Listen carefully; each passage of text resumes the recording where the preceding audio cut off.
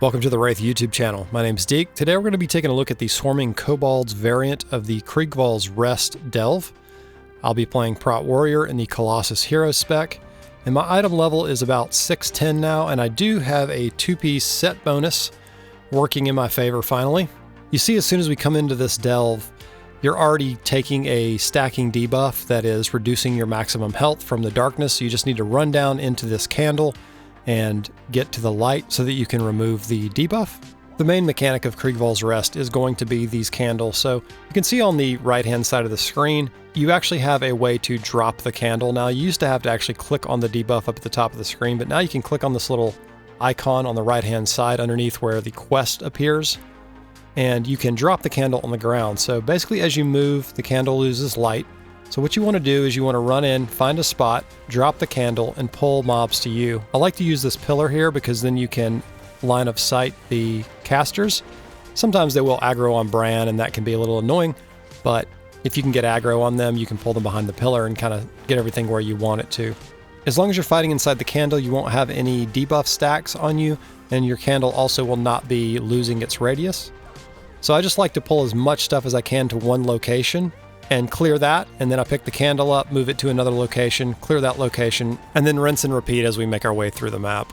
You can also see on the right-hand side here that we have a progress bar, so this is all about just killing any minions in the entire instance. Early on when I would do this instant, I think I would like way overdo it in terms of the amount of stuff that I needed to kill in each room. There are a lot of rooms. This is a pretty big map and there are a lot of minions in it, so don't feel like you have to clear every room in order to get this progress. You can probably just kill a single pack in each room as you're moving through the map. There are a lot of minions in this instance, and you'll have plenty of bar by the time you make it to the boss. These Kobold Taskmasters are pretty easy to fight. They just have a frontal cone that you have to dodge, and there is a battle cry that you can interrupt. Really easy to fight overall. They just have a lot of health, and they give about 5% of your total progress.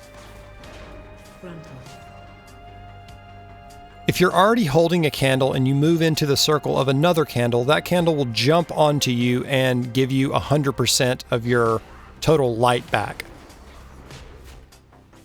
So what I like to do if the space is kind of tight is I will come just up to the edge of the second circle. I will drop my candle, and then that gives me 2 full circles to fight in. So if I need to navigate or move around a little bit or get out of ground effects, I have more space to work with. So as long as you don't step into that second circle and you drop your candle before you get to it, both candles will burn at the same time.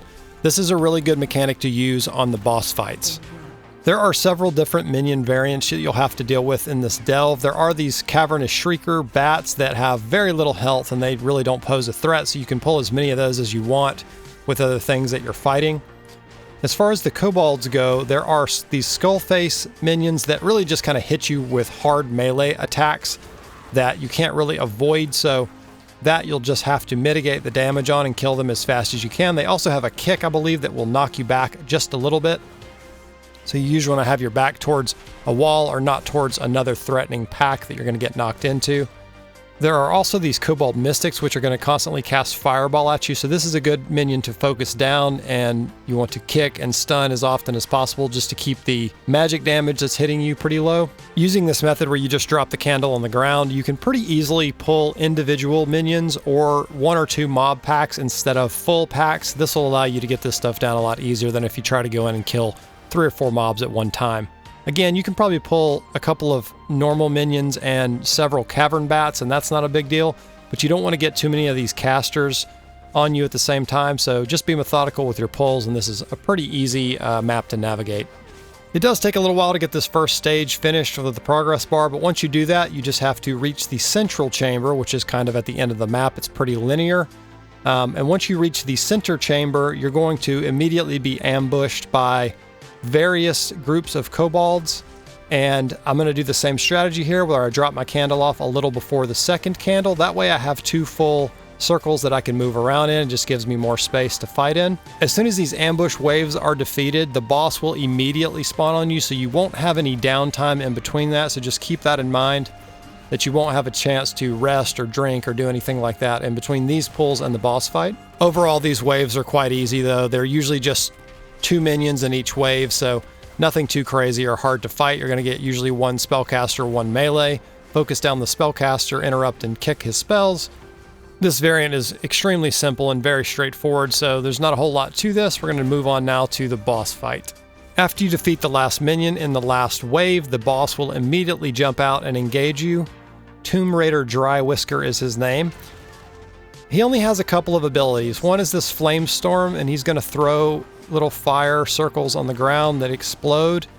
He usually throws one exactly where you're standing, so you kind of want to be moving when he casts this spell just so you don't get hit by the first one. He then has an ability called Ground Slam, where he picks you up and just slams you up and down on the ground. You can deal damage to him during this phase, but it will sometimes interrupt certain types of abilities, like it interrupts the Demolish ability, so don't cast that while you're in his grasp. Then he also has this Tantrum spell that he casts, and if you don't interrupt this spell, it will knock you back. So it's a good practice just to have your back to this pillar here, so in case you miss that spell, you don't get knocked super far out of the circle. It'll knock you about halfway across the room. It's not a big deal if you have a charge or a leap or some movement skill, you can run back in. Not the end of the world if you miss it. What I like to do is just interrupt that spell if I can every single time. I think I get most of them, but just to be safe, I put my back to this pillar so that I don't get knocked back. The only downside of that is you're having to move out of these Flamestorm ticks a lot because they spawn right on top of you, so just kind of repositioning the entire time. And you can see that I'm doing most of this fight in this circle, just because I want to be around the pillar, but I do have that entire other circle over there just in the off chance that I need to leap out of danger. I have a nice clean space that I can do so in the other circle over there. One thing to be careful of is sometimes if you're really near the center where the candle is sitting, you may accidentally click on it and pick it up, so just beware of that you may need to re-drop the candle if you accidentally pick it up.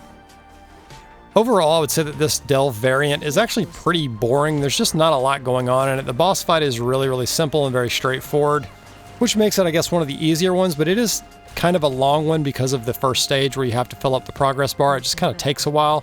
So not my favorite Delve out of the ones. You see I did get knocked back there and it kind of knocked me across, but I had that other circle over there which caught me, so I stayed in the light, so I never even got debuffed at all from the darkness. So there you go, very easy, super simple. We're gonna go collect our loot. You can see I don't even have a coffer key here. I'm just doing the T11s to get my full achievement for finishing every T11. I don't even have any coffer keys. I do have some of those echoes that I can go and get some coffer keys, but honestly, there's really not many gear upgrades that I can even get out of these delves right now, so I'm not that worried about it. I'm more concerned with getting the achievement. You can let me know in the comments how much it aggravates you that I don't have a coffer key here. Thanks so much for watching the video. I appreciate all the support on the videos.